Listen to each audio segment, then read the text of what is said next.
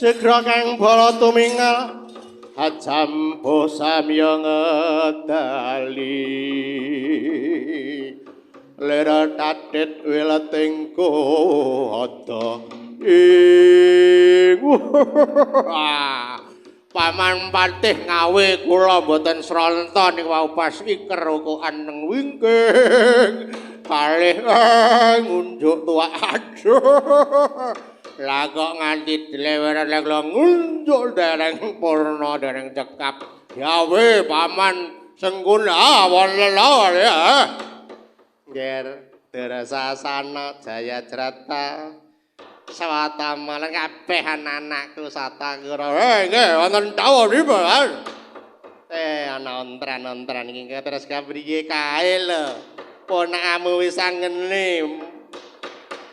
bakal njaluk negara Ngastina coba kae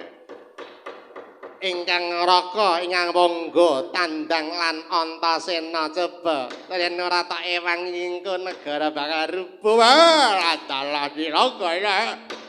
sinten man wis anggeni karo Antasena waduh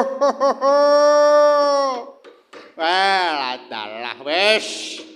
yen kena cah loro niku kula wis ampun man waduh wis bocah ndugal gawan bocah loro niku wis luput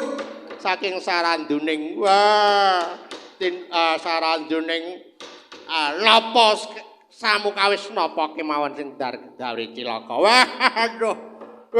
yen kaya mangkono wis mbuh priye pangreka dayamu aja nganti negara ingkang rubuh maka dijaluk arek cah loro kuwi ngger swatama nggih ngesaken dawuh tumuli ewang-ewang ana ingkang raka nggih ngesaken dawuh wan paman lang-lang indriya mangungkung kanduhan rimang liralena tanpa kanin Whoa!